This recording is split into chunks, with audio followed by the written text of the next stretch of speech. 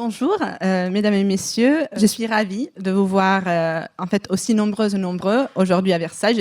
Je sais qu'il fait froid, donc vraiment merci d'être venus. Je suis très heureuse d'être ici et de pouvoir vous parler des trois personnages qui effectivement me sont assez familiers, mais comme je pense aussi à beaucoup d'entre vous. Donc, Louis XVI et ses frères, donc le comte de Provence et d'Artois, futur Louis XVIII, et Charles X.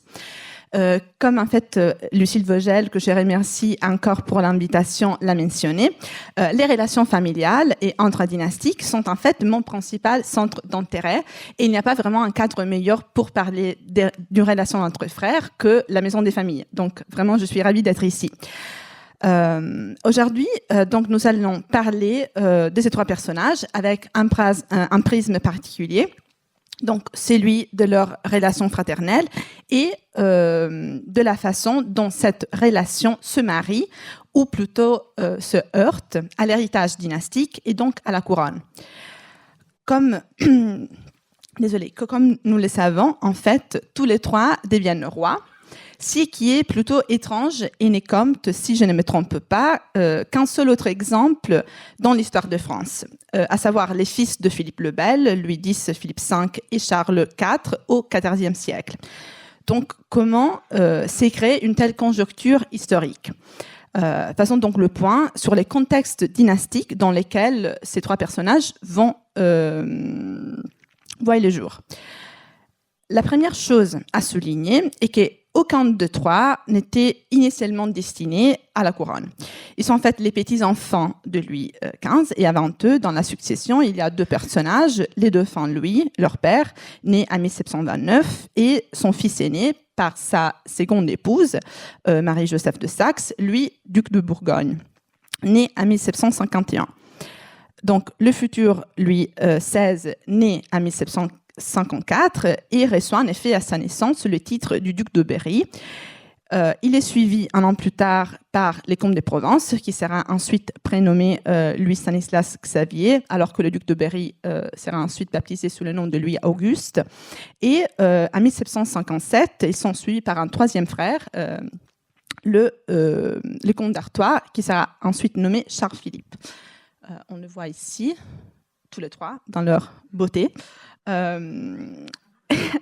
Et en fait, comme souvent, et comme cela en fait déjà produit pour la succession de Louis XV lui-même, qui avait en fait succédé à son arrière-arrière-grand-père, c'est une série de deuils qui changent les règles du jeu. En 1761, le duc de Bourgogne tombe malade et meurt peu après. Les dauphins lui-même meurt en 1765. Il est suivi par Marie-Joseph en 1767. Ce deuil marque fortement les enfants royaux, non seulement d'un point de vue émotionnel, ce qui est évident, parce qu'en fait, il brise l'unité et l'harmonie familiale que les dauphins s'étaient forcés de créer, mais aussi parce qu'ils mettent pour la première fois les princes face à la fatalité de la succession. L'égalité qui existait jusqu'alors entre trois cadets, donc Berry, Provence et Artois, est rompue et Berry, devenu dauphin, est placé à un niveau nettement supérieur à celui de ses deux frères, qui, eux, n'oublient pas qu'ils ont en fait partagé avec Berry une condition de parité, ni que les mêmes conditions qui ont élevé Berry peuvent se reproduire et les favoriser à leur tour. Donc, la relation entre Louis XVI et ses frères est donc sous-tendue par le fait en fait qu'aucun de ces derniers, et c'est dès le départ, n'accepte volontiers de lui être subordonné. Voyons par exemple ce qu'écrit une cousine des trois frères, Bathilde d'Orléans, sœur du futur Philippe Égalité et future duchesse de Bourbon. En fait, nous sommes en 1765, donc au lendemain de la mort du dauphin Louis, et la princesse des 15 ans, dont en fait la grammaire, comme vous allez voir, est encore un peu incertaine, relate dans une lettre à sa lectrice, voyons, Monseigneur le dauphin d'à présent, donc l'ex-duc de Berry, s'est conduit dans la perfection, mais pour ce frère, ils sont continuellement en pénitence, à ce que l'on dit, parce qu'ils ne veulent point absolument le reconnaître pour dauphin. La lettre, en fait, explique ensuite que la dauphine Marie-Joseph, mère des princes, doit désormais céder la place à son fils et que le roi a assigné une garde de 8 personnes au nouvel héritier. Il est donc naturel que Provence-Artois ait du mal à accepter une nouvelle situation dont la première conséquence est la distance. À ces sentiments, qui peut encore à ces stages revêtir un peu les traits d'une jalousie enfantine, s'ajoutent 2 facteurs au fil du temps. Le premier, la prise de conscience par Artois et Provence de leur propre statut. Alors en fait qu'ils se savent issus du même sang, de mêmes parents, cela mène à la croyance que la couronne en fait appartient à tous les princes et que l'aîné, donc le roi, ne fait que la porter. Cela crée chez les princes, mais non seulement chez les princes de la branche aînée, mais aussi chez les princes du sang, une tendance à, on pourrait dire, à l'agitation, à une certaine résistance à la monarchie absolue qui veut, au contraire, les neutraliser.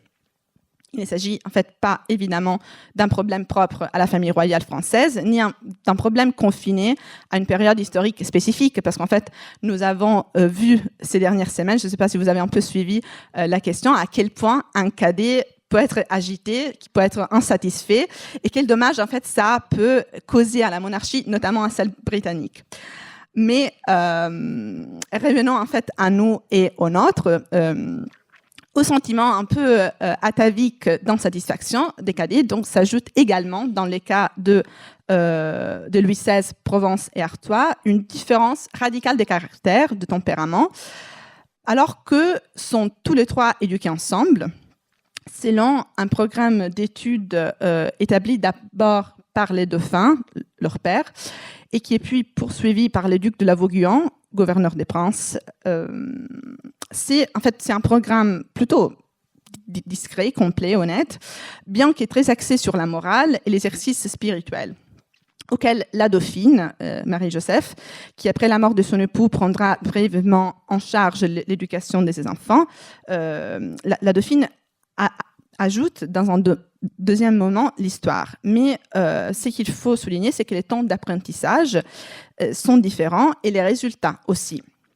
Les nouveaux dauphins est un bon élève, et notamment passionné par les sujets scientifiques, la géographie, mais aussi la technique. En fait, sa passion pour les serrures est devenue presque proverbiale, tout le monde la connaît. Mais sa personnalité souffre vraiment d'avoir été amenée si soudainement et à la suite d'événements si tragiques en première ligne pour le trône. Cela provoque chez lui à la fois un grand sentiment d'inadéquation, mais aussi une détermination à bien jouer son rôle. Il est obéissant, mais il manque peut-être de fermeté. D'une façon assez cruelle, peut-être, si l'on pense surtout aux méthodes pédagogiques d'aujourd'hui, les ducs de la Vauguyon l'appellent les faibles, ce qui n'est pas trop gentil.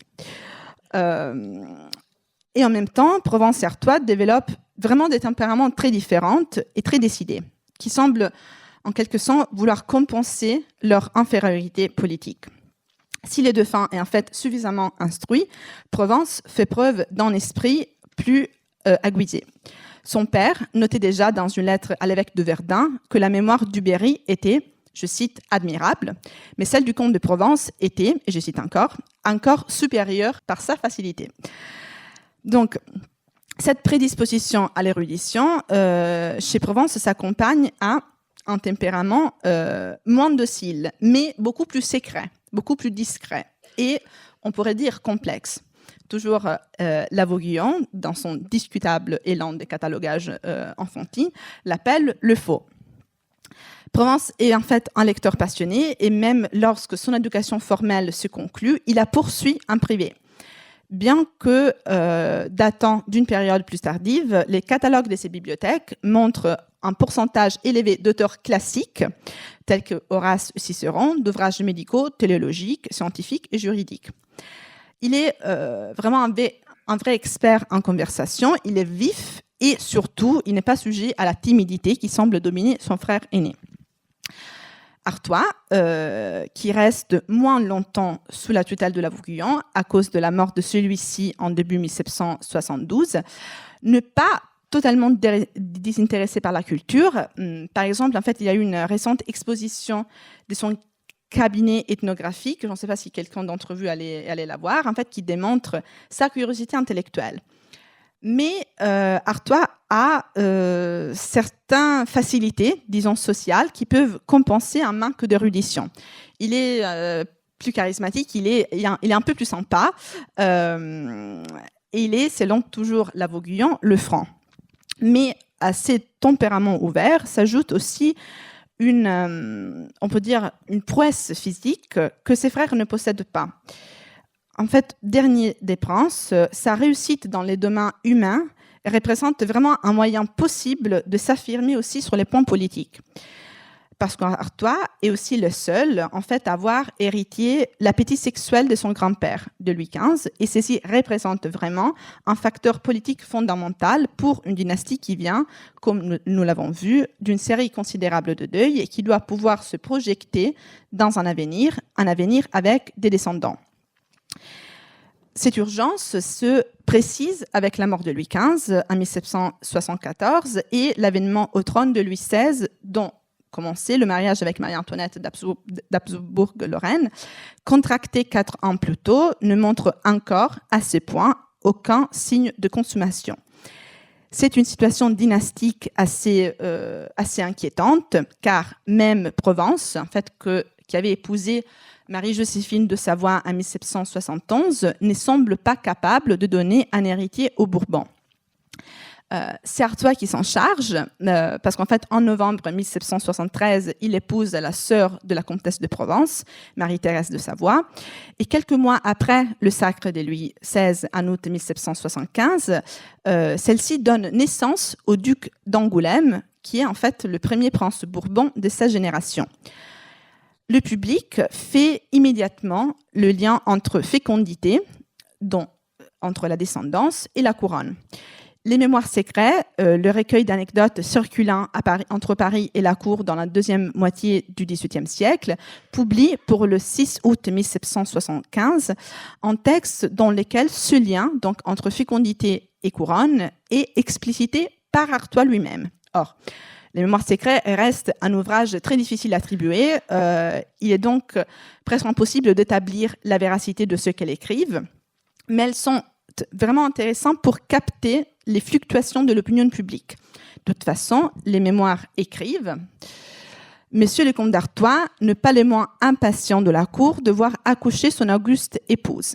Ce prince aimable et franc, donc on retrouve l'adjectif franc, a déclaré que si elle ne mettait au monde qu'une fille, elle ne se révélerait pas sans être grosse une seconde fois, tant il a d'ardeur pour donner des appuis au trône.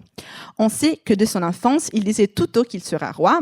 Aujourd'hui, que ses frères n'ont pas encore d'enfants, il espère que la couronne tombera sur sa postérité. » Cet espoir, effectivement, n'est pas si infondé. En fait, le duc d'Angoulême est suivi d'une fille en 1776 et d'un second garçon, le duc de Berry, donc un nouveau duc de Berry, en janvier 1778.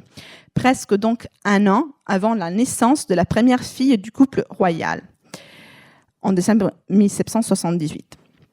À cela s'ajoute aussi le fait que Artois est suspecté, bien sûr, c'est pas vrai, mais il est quand même suspecté d'être l'amant de la reine Marie-Antoinette.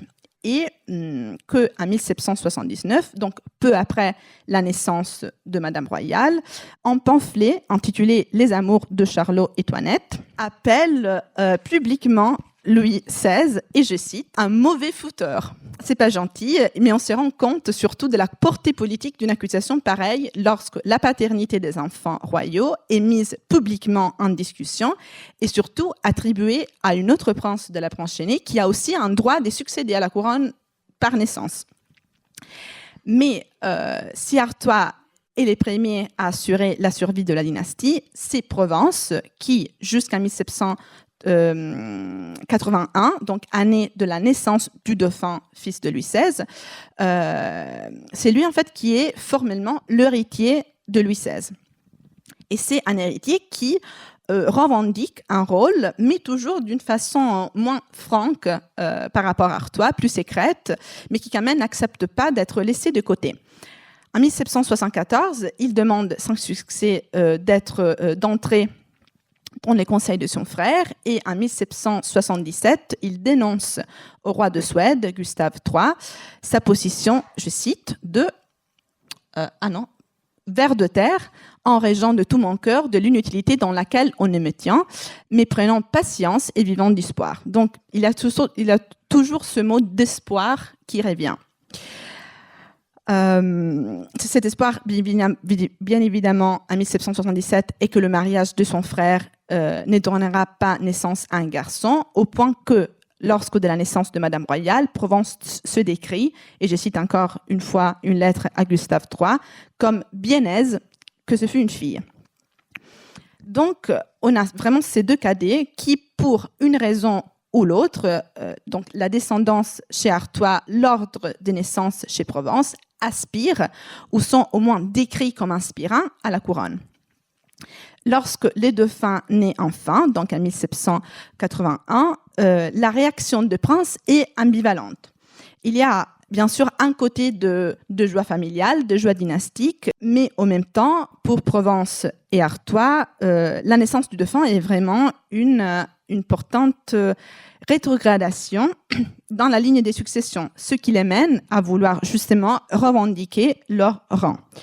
Par exemple, à l'occasion du Te Deum organisé à Notre-Dame pour la naissance du dauphin, Provence et Artois manifestent leur intention de se présenter en pompe magne, en grande pompe, accompagnés de leurs gardes souhaitant clairement revendiquer leur statut. Mais dans cette occasion délicate, Louis XVI est conciliant et, pour éviter les reproches, il emmène ses frères avec lui dans son carrosse.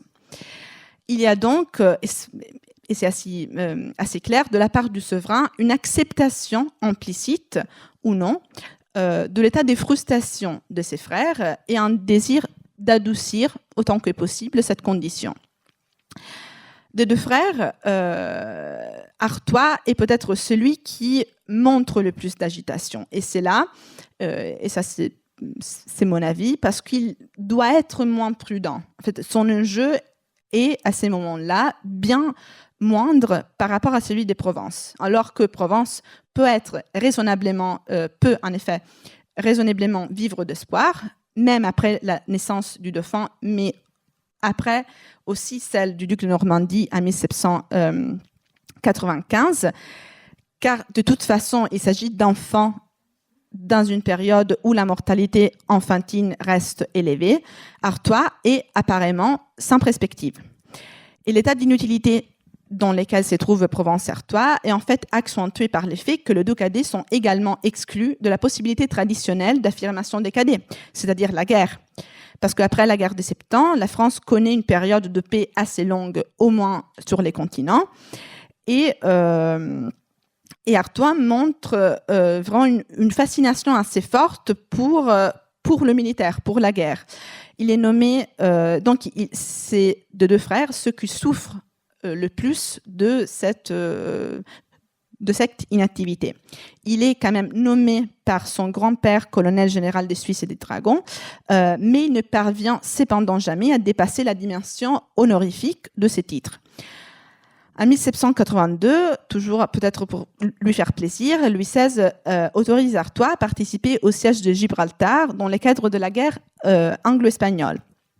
Il ne s'agit vraiment que d'une participation assez fictive qui ne comporte que 4 mois d'absence et ne sert finalement à Artois qu'à lui permettre de recevoir la croix de Saint-Louis à son retour. Et en fait, Artois aurait exprimé son mécontentement en répondant sur un ton piquant, en courtisant que le flattait de sa prétendue gloire. En fait, c'est la baronne d'Oberkirch qui rapporte dans ses mémoires qu'Artois aurait répondu ce n'est point là de la gloire et j'en fais bon marché de toutes mes batteries, celle qui a fait le plus de mal dans les sièges est ma batterie de cuisine. Et c'est là, en fait, à propos du fait, à propos des Espagnols qui, habitués à la sobriété, avaient eu du mal à diriger les banquets qui lui offrait Artois. Mais il y a une autre chose à dire sur Artois, une chose qui sera particulièrement importante pour la suite et qu'il est proche des princes du sang. S'il a effectivement droit au traitement de petit-fils de France, auquel il est bien évidemment très attaché, ses fils, ses enfants, ne sont pas des enfants de France, mais sont d'Artois.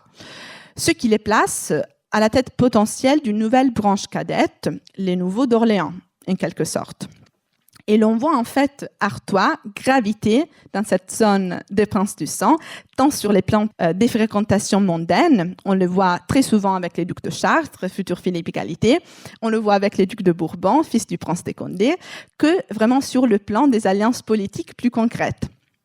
En 1773, on avait en fait envisagé de le faire épouser avec Louise de Condé, fille du prince, mais le projet échoue car dans les mêmes années 1770, les princes du sang s'opposent à la réforme voulue par Louis XV, qui en fait supprimait les anciens parlements auxquels les princes pouvaient siéger par droit de naissance. Cette petite fronde s'est prolongée dans les premiers mois du règne de Louis XVI. Et c'est pourquoi, par exemple, en 1775, les Orléans refusent d'assister au service funèbre de Louis XV, car en fait, en assistant, ils auraient implicitement reconnu les nouveaux parlements. C'est un peu compliqué, mais quand même, ils sont exilés. À cette occasion, le comte d'Artois intercède pour le duc de Chartres. Plus que cela, les comtes de Viry, qui est ambassadeur de Savoie à Versailles, rendent compte en fait de cette proximité entre Chartres et Artois, à tel point que l'absence du premier, donc de Chartres, détermine Artois à menacer de ne pas participer lui-même au service funèbre de son grand-père. Viry écrit: Monsieur le comte d'Artois, qui était fort lié avec Monsieur le duc de Chartres, a voulu tenir quelques propos au roi relativement au motif qui lui avait fait interdire la cour. Ils lui ont tiré de la part de sa majesté très chrétienne une réprimande qui n'a pu qu'il lui être autant plus sensible qu'il y avait malheureusement donné lieu, puisque l'on prétend que ce jeune prince aurait fait usage des quelques expressions comme si le balancier allait lui-même au catafalque. La proximité donc d'Artois avec les princes du sang obéit en quelque sorte au même principe de partage de la couronne entre les ayants droit à la succession et à la dignité qu'il veut revendiquer pour sa propre descendance, son fils aîné en prémisse. Le projet de mariage entre son fils, donc le duc d'Angoulême, et Adélaïde d'Orléans, fille du duc de Chartres, puis devenue duc d'Orléans, élaboré en 1788, doit également être lu sous cet angle, même si la Révolution en empêchera l'exécution. Il faut aussi souligner que Provence ne partage pas cette même proximité avec les princes du sang, à la fois parce qu'il est lui-même plus proche du trône, mais aussi parce qu'il n'y a pas d'enfant, donc il faut défendre les prérogatives à l'avenir. Mais si ces deux cadets donnent effectivement de l'inquiétude, il ne serait pas correct de dire qu'entre les trois frères, il n'y a que méfiance, rivalité ou tolérance. Tout cela coexiste avec une fréquentation assidue, avec une familiarité et certainement avec une affection qui, malgré la distance, persiste entre les frères. Par exemple, au lendemain de la mort de Louis XV, les trois sont vaccinés contre la variole en même temps et en fait, Louis XVI insiste sur ce point, même si cela signifie mettre en danger les trois héritiers de la branche principale au même moment. En tant que souverain, mais aussi en tant que chef de famille, Louis XVI assume un rôle qui peut se rapprocher de celui d'un père aussi. Par exemple, il paye souvent les dettes de jeu du comte d'Artois. Tous les trois partagent la même affection pour leur sœur Élisabeth, qui reste vivre avec eux à Versailles. Il est donc assez impossible de ne pas prendre en compte le fait que ces trois frères vivent ensemble, s'y fréquentent constamment et sont habitués les uns aux autres depuis l'enfance. Les trois couples mariés, Marie-Antoinette avec Louis XVI, les comtes de Provence et les comtes d'Artois, se retrouvent par exemple souvent pour dîner chez la comtesse de Provence. Provence et Artois jouent la comédie ensemble avec Marie-Antoinette à Versailles comme au Trianon. Et nous avons en fait un témoignage de cette familiarité grâce à la visite de Joseph II, le frère de Marie-Antoinette, en fait, qui rend visite à sa sœur à l'été 1777, dans le but aussi d'intervenir dans la question de la consommation du mariage royal, et qui est en fait confronté à une scène d'extrême complicité entre les frères.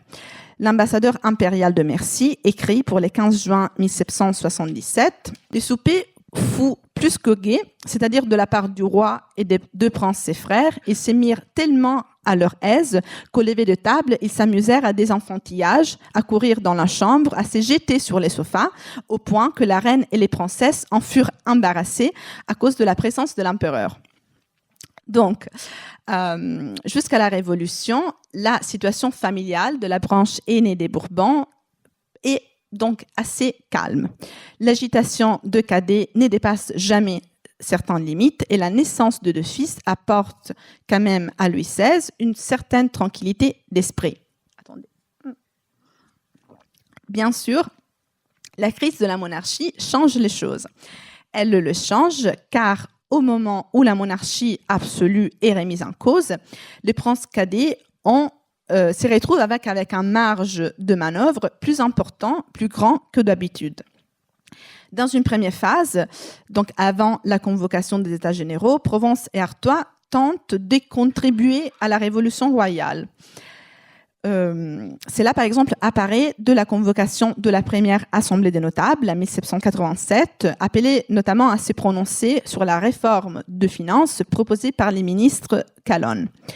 La réforme est rejetée en bloc par les commissions présidées par les 7 princes, donc par Provence, Artois et les princes du sang, sauf que par celle présidée par Artois, qui en revanche défend la réforme proposée. Alors, bien que cet appui semble démentir un peu la cécité ultra-conservatrice qu'on lui a souvent prêtée, il est assez probable en fait qu'à ces points, Artois espère surtout qu'une action venant d'en haut éviterait des demandes plus radicales venant d'en bas. Par conséquent, ces choix ne révéleraient pas vraiment un désir de changement politique, mais plutôt un désir de préservation du statu quo et plus spécifiquement des prérogatives princières et royales. De plus, et c'est assez important, Calonne est son ami personnel, il est son favori et il tient à les soutenir. Mais cela veut dire aussi, toutefois, que quand Calonne tombe en disgrâce, son impopularité touche Artois aussi. Donc il est un prince compromis par les échecs d'un ministre. Provence, au contraire, et comme d'habitude, il est beaucoup plus prudente et moins déclaré. Il est appelé à présider les assemblées générales des différentes commissions à la place du roi, mais il ne soutient publiquement ni Calonne ni le ministre de Brienne qui lui succède. Et le fait qu'il ne prenne pas de parti décisif, contrairement à Artois, le met à l'abri de la vague de critiques qui suit les chutes des différents ministres. L'opinion publique le considère avec une certaine, on peut dire avec une certaine sympathie, comme par exemple en témoigne l'accueil chaleureux que lui réserve la cour de Comte en août 1787, alors qu'Artois est hué à la cour des aides. Et lors de la seconde Assemblée des notables, convoquée en 1788, Provence préside une commission, la première commission, qui est composée par des représentants assez libéraux, comme par exemple le duc de Mortemart, le duc de Châtelet, ce qui augmente encore chez le public sa réputation, non pas exactement d'un prince libéral, mais au moins d'un prince à l'esprit ouvert. Et en fait, l'une des questions les plus urgentes sur laquelle l'Assemblée doit délibérer est la question de la représentation des 3 ordres dans les prochains États généraux. De toutes les commissions, seule celle présidée par Provence vote pour le doublement des membres du tiers afin qu'ils fassent preuve d'égalité avec ceux de la noblesse et du clergé réunis. Elle est partiellement imitée par celle présidée par les ducs d'Orléans qui votent non pas pour un doublement, mais pour une augmentation du nombre de députés du tiers-État. Dans les mêmes jours, cependant, Artois change complètement de direction par rapport à son frère et conclut une alliance définitive avec les autres princes du sang, parce qu'avec les princes de Condé et des Conti, il remet à Louis XVI un mémoire qui sera appelé le mémoire de prince, qui réitère le devoir des princes de sauvegarder les traditions de l'État, souligne les dangers de l'utilisation arbitraire de la volonté souveraine et en fait, il insiste sur la perversité qui résulterait de la complaisance à l'égard de mouvements révolutionnaires agitant les pays. Donc, Louis XVI et ses frères représentent 3 manières différentes de réagir à la crise.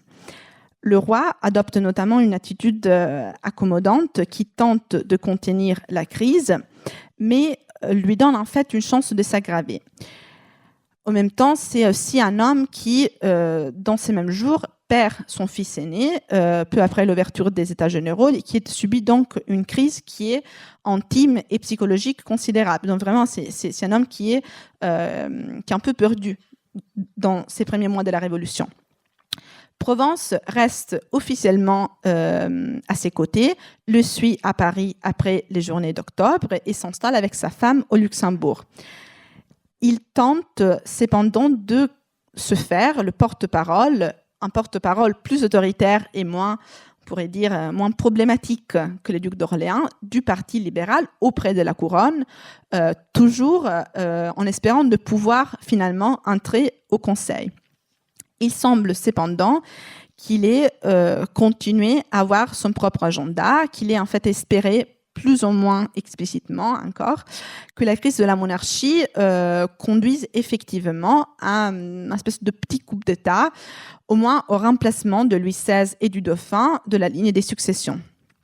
En fait, son implication dans les complots du marquis de Favras en 1790 reste encore aujourd'hui difficile à décrypter, car si d'un côté il est admissible qu'il ait eu une idée de faire sortir le roi et sa famille de Paris, il est en même temps compliqué d'établir s'il s'agissait d'une simple mesure de sécurité ou si envie de pouvoir devait être créée spécifiquement pour que Provence puisse le combler. Ça, ce sont les mystères de l'histoire, mais quand même.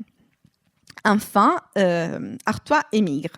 Il émigre au lendemain de la prise de la Bastille avec toute la branche de Condé, et cette décision a des conséquences très graves du point de vue de l'unité dynastique, car l'émigration des princes crée dès le début 2 centres de pouvoir.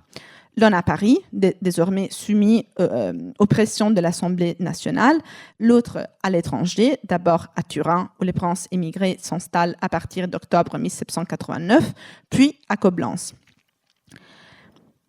Dans un mémoire écrit par les princes de Condé, mais remis par Artois au roi des Sardennes, Louis XVI est explicitement décrit comme n'étant pas en état de rétablir l'ordre en France, et les princes revendiquent leur devoir de le faire à sa place.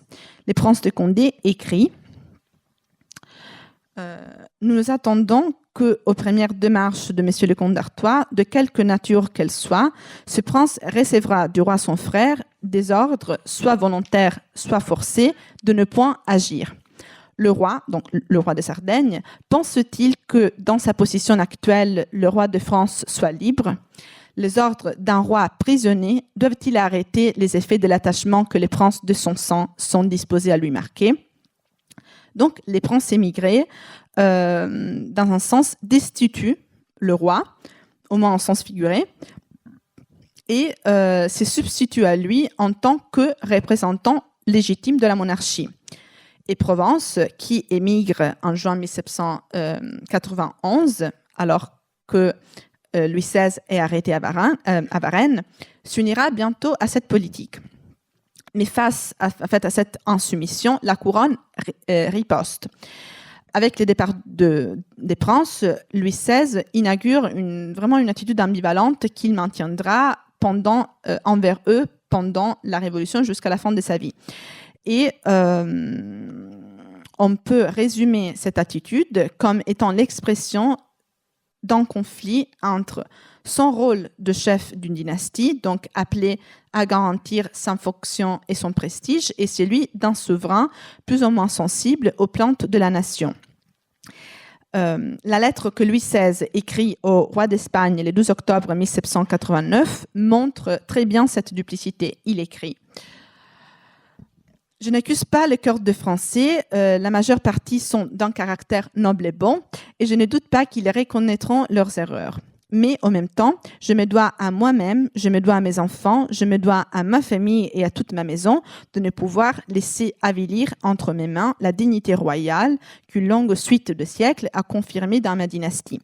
J'ai choisi votre majesté comme chef de la seconde branche pour déposer en vos mains la protestation solennelle que je lève contre tous les actes contraires à l'autorité royale qui m'ont été arrachés par la force depuis le 15 juillet de cette année. » Mais la chose qu'il faut souligner ici, c'est que la protestation solennelle n'est pas confiée à ses frères, n'est pas confiée ni à Artois ni à Provence, mais au chef de la branche espagnole de la maison de Bourbon.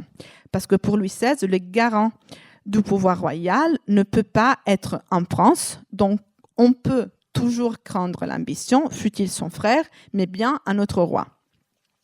À partir de 1790, Louis XVI choisit le baron de Breteuil pour les représenter officiellement auprès des puissances étrangères, ce qui place les princes, ses frères, dans une position de semi-légalité. Parce que lorsque la confiance de Louis XVI en Breteuil ôte à Artois et à Provence le droit de représenter la monarchie, les deux frères n'auront pas d'autre choix que d'entreprendre une politique. Alors, les termes, il est fort, mais je pense que assez pertinent, une politique fratricide, au moins à sens figuré, car cela représente les seuls moyens d'agir en pleine autorité. Louis XVI cherche à plusieurs reprises de ramener ses frères à l'obéissance en stimulant chez eux un sentiment fraternel qui, de leur côté, va se révéler plus faible que leur volonté de faire valoir les principes dynastiques. En septembre 1791, Artois, Provence et les princes de Condé adressent à Louis XVI une lettre lui interdisant, en substance, d'accepter la Constitution. Ils écrivent « Nous sommes fondés sur le droit de la nation entière à rejeter les décrets diamétralement contraires à son vœu. Notre protestation signée avec nous par tous les princes de votre sang qui nous sont réunis serait commune à toute la maison de Bourbon à qui ce droit éventuel à la couronne impose le devoir d'en défendre l'Auguste de Pau. Nous protesterions pour les maximes fondamentales de la monarchie dont il ne vous est pas permis, sire, de vous de partir. » Donc, même avant la chute de la monarchie, nous assistons à un dédoublement de l'autorité royale. Donc, d'un côté, il y a la légitimité du régime révolutionnaire auquel Louis XVI donne au moins officiellement son consentement royal, de l'autre, le refus de ces consentements de la part des princes. En plus, l'émigration aristocratique augmentant sous leur bannière, les princes vraiment commencent à chercher un moyen de rentrer en France et d'y tenter une action militaire qui puisse rétablir la monarchie absolue. Mais il faut s'arrêter sur les concepts de rétablissement. Parce que si les princes émigrés restaurent Louis XVI en sa pleine autorité, à leurs yeux, celui-ci sera obligé de les écouter. Donc, dans cette volonté restauratrice se cache une requête d'autonomie de la part de princes qui, donc, en rétablissant la monarchie, prétendrait aussi la changer ou bien encore la rétablir dans une dimension plus ancienne, plus collégiale, où les membres de la famille royale ont un point politique reconnu. Comme le dit Provence au prince de Condé, qui le relate dans une lettre à son fils, s'il devait revenir en France, alors, je cite, « Notre parti sera trop fort pour qu'il fût possible à nous de nous dédire, et à lui, c'est-à-dire à Louis XVI, de nous contrarier. » Cependant, parmi les princes émigrés, les choses ne sont pas aussi harmonieuses qu'on puisse penser. Provence, il n'est pas aussi populaire chez les émigrés que le comte d'Artois. Dans le contexte de l'émigration, en fait, il reste toujours dans une position assez hybride, parce que d'un côté, le fait que Provence soit l'aîné, donc le plus proche du trône, le met formellement dans une position de prééminence, mais son émigration tardive est elle-même perçue comme, oui, un symbole de prudence, mais on peut, au mauvais sens, ce qui ne satisfait pas l'aristocratie de Coblence, pour laquelle Artois, plus active, plus exposée, aussi un peu plus irresponsable, représente un meilleur chef. Et Artois, en fait, aime beaucoup jouer ce rôle de chef militaire. En fait, ça peut un peu compenser pour le manque de gloire du siège de Gibraltar. Donc, c'est finalement une occasion pour être en militaire. Mais, en fait, les deux frères de Louis XVI doivent à leur tour compter avec l'autorité du prince de Condé, qui crée à Worms un troisième centre de pouvoir, on pourrait dire moins grandiose que celui des Coblence, mais qui se révèle le plus efficace d'un point de vue militaire. Donc vraiment, parce que lorsque la guerre éclate, en avril 1792, l'armée des princes, commandée par Provence et Artois, est rapidement écartée, et seule l'armée de Condé sera employée par les puissances coalisées jusqu'à sa dissolution définitive en 1801. Il y a donc vraiment des importantes rivalités au sein du front des princes immigrés qui compromettent leur efficacité et leur crédibilité auprès des puissances européennes. Il est vraiment toujours compliqué de concilier l'ambition évidente de ce Decadé, donc au moment où la révolution éclate, qui en fait, par leurs actions, mettent en danger et nient vraiment leur frère aîné, avec l'idée qu'il encore puisse y avoir une réelle affection entre ces individus. Pourtant, je pense qu'il faut vraiment faire l'effort de penser qu'une chose n'exclut pas automatiquement l'autre, et l'intérêt de ces vies réside précisément dans la tension qui existe entre la possibilité d'une affirmation individuelle et la loyauté dynastique. Et le drame, en fait, de ce processus est que vraiment l'affirmation de chacun de ces individus ne peut que passer par le sacrifice de l'aîné, de celui en fait qui leur empêche d'agir au maximum de leurs possibilités. Et parce que chacun d'entre eux, si Provence que Artois, pense pouvoir faire mieux, en fait, pense pouvoir vraiment détenir le moyen de sauver la monarchie. Comme on le sait, il ne parvient pas, la monarchie tombe, mais il réussit l'opération préliminaire, mais presque indisciple, d'éliminer le premier obstacle, donc de supprimer au sens figuré au nom Louis XVI. Et c'est vrai que la mort de Louis XVI inaugure une nouvelle phase dans la relation entre Provence et Artois. La nouvelle de l'exécution du roi, que les princes reçoivent en même temps à Ham en janvier 1793, modifie radicalement leur position.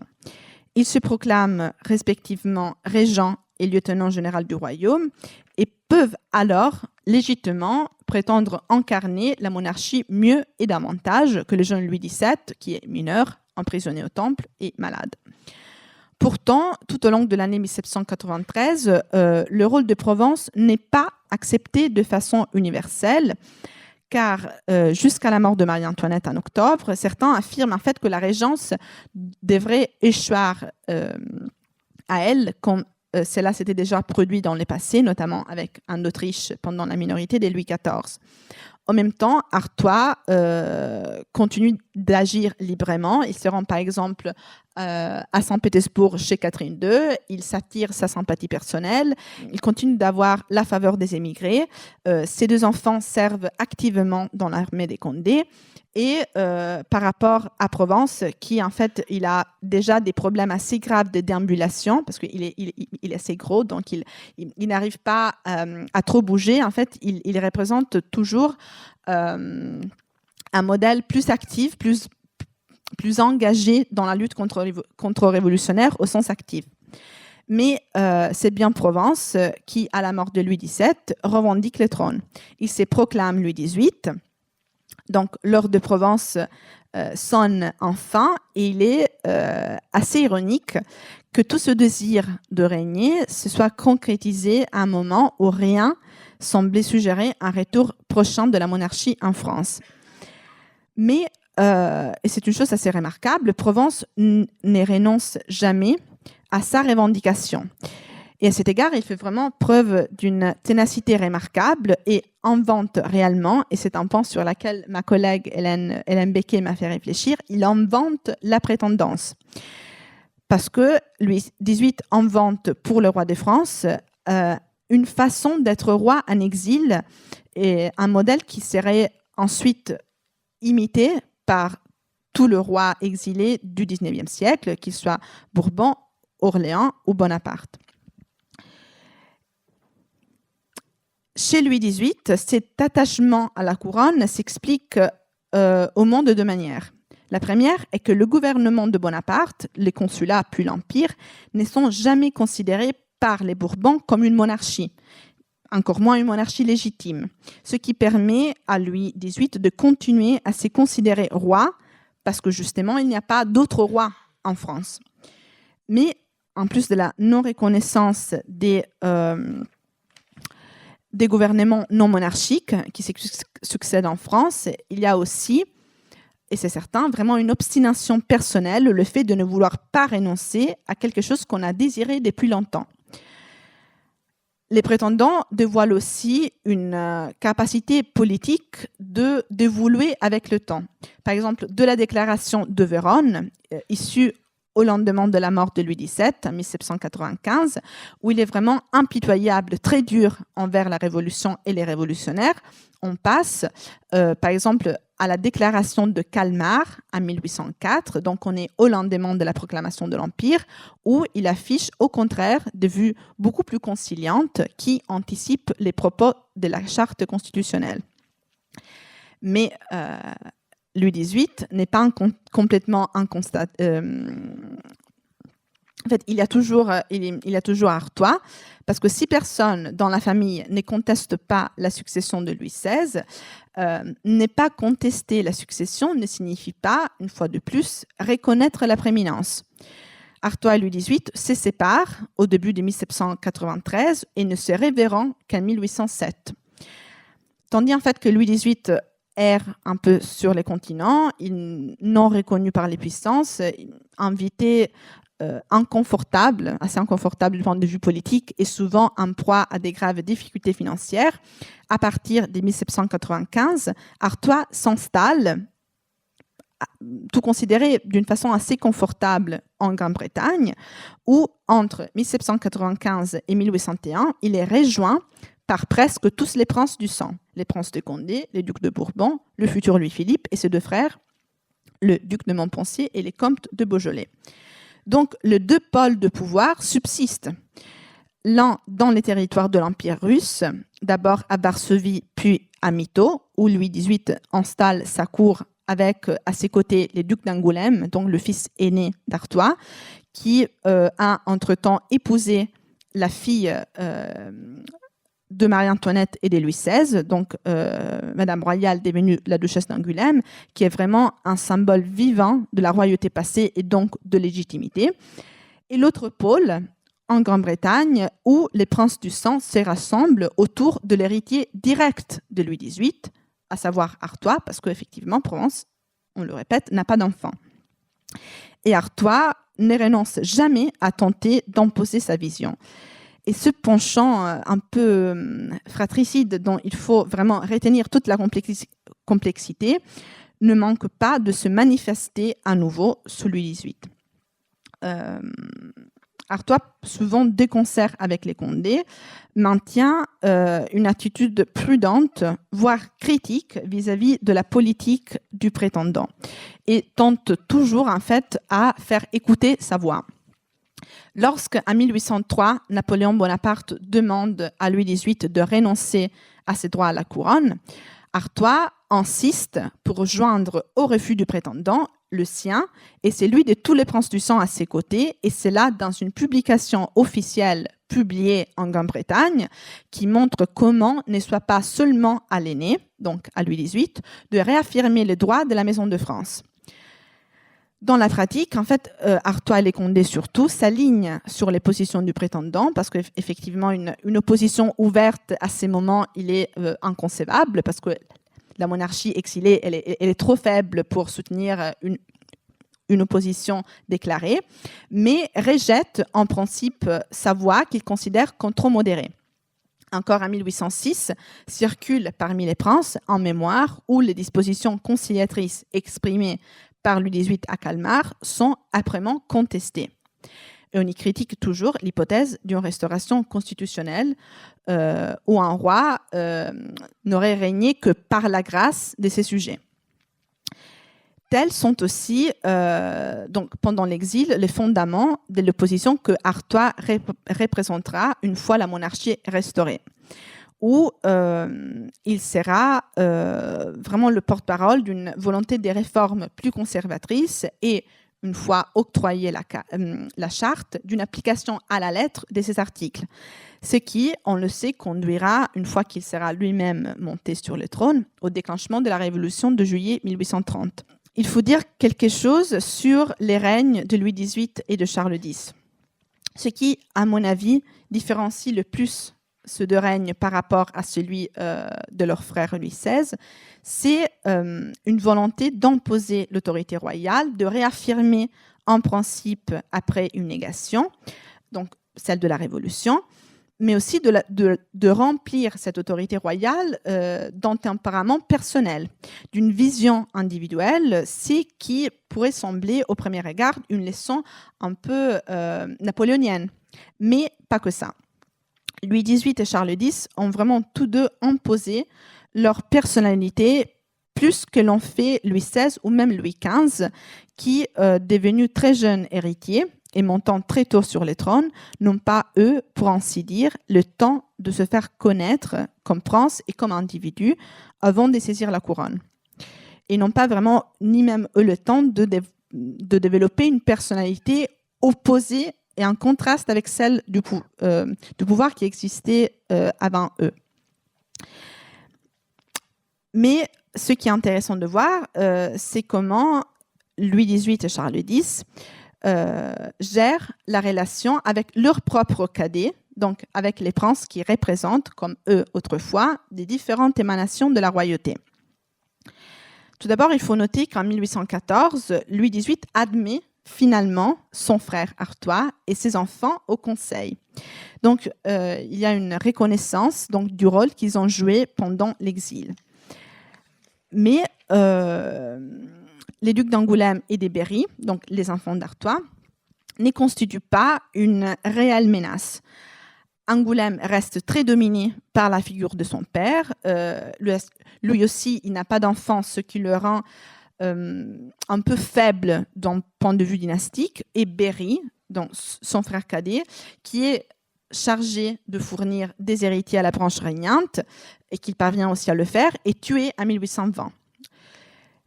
Artois reste donc les princes plus influents au sein de la famille royale étroite, et le fait qu'il ne cache pas ses opinions réactionnaires fait qu'après les 100 jours, les princes sont à nouveau expulsés du Conseil.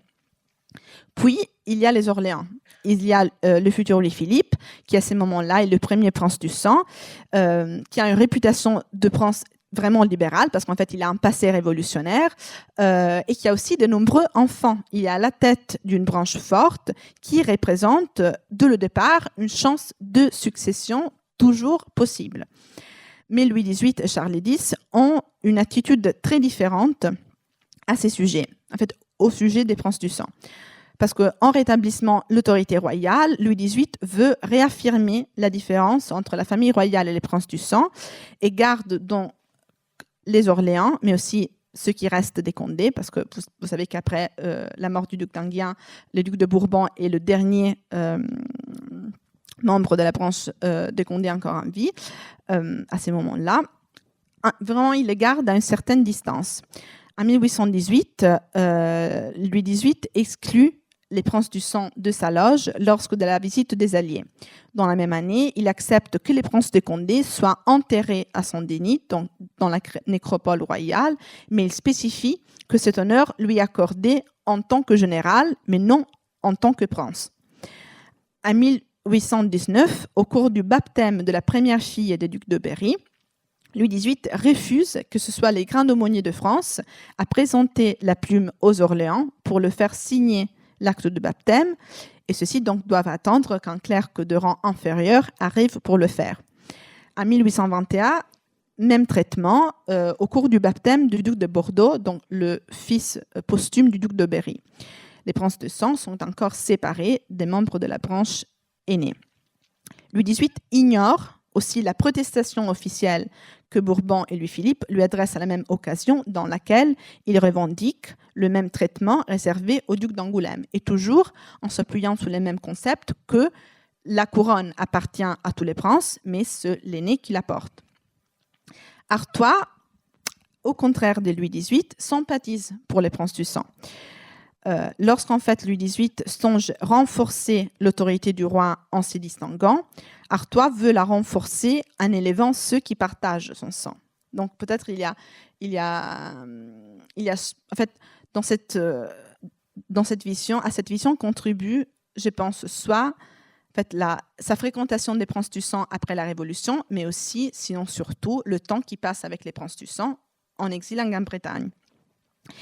Lorsqu'il monte sur les trônes, en 1824, il décide donc d'accorder aux princes du sang survivants, Louis-Philippe et les ducs de Bourbon, les titres d'Altesse royale avec les prérogatives correspondantes, les intégrant ainsi dans les cérémoniales prévues pour la famille royale. Cependant, cela ne coïncide pas avec l'attribution d'un rôle politique explicite. Il ne les admet pas au Conseil et se montre sourd aux exhortations de Louis-Philippe sur la dérive réactionnaire de son règne. Lui aussi gouvernera en imposant sa propre volonté, cherchant donc à corriger, en certain sens, les erreurs qu'il attribuait à Louis XVI, principalement en manque de caractère qu'il compense avec une attitude autoritaire qui, comme on sait, se révélera fatale. Dans un sens, au moins au sens psychologique, on pourrait dire, cette idée que je partage avec vous aujourd'hui, mais je suis très curieuse de savoir qu'est-ce que vous en pensez. Louis XVIII et Charles X règnent un peu par contraste. En fait, ils opposent au règne de Louis XVI des réactions. Lungémérance politique et, on pourrait dire, adaptation dans les cas de Louis XVIII, décision et autorité dans les cas du Charles X. Et pour conclure, en fait, la place vraiment décadée est à toutes les époques un lieu très inconfortable, mais qui permet vraiment de cultiver un caractère autre que celui du souverain. Et dans les cas de Louis XVI et de ses frères, Louis XVIII et Artois, le fait d'avoir été l'un un peu l'ombre de l'autre, soit par caractère, soit par poids politique réel, crée une constellation dynastique unique où la crise de la monarchie et même sa négation permettent aux Docadés de se retrouver sur le devant de la scène pour jouer un rôle tel que la monarchie absolue n'aurait pas envisagé pour eux. Merci.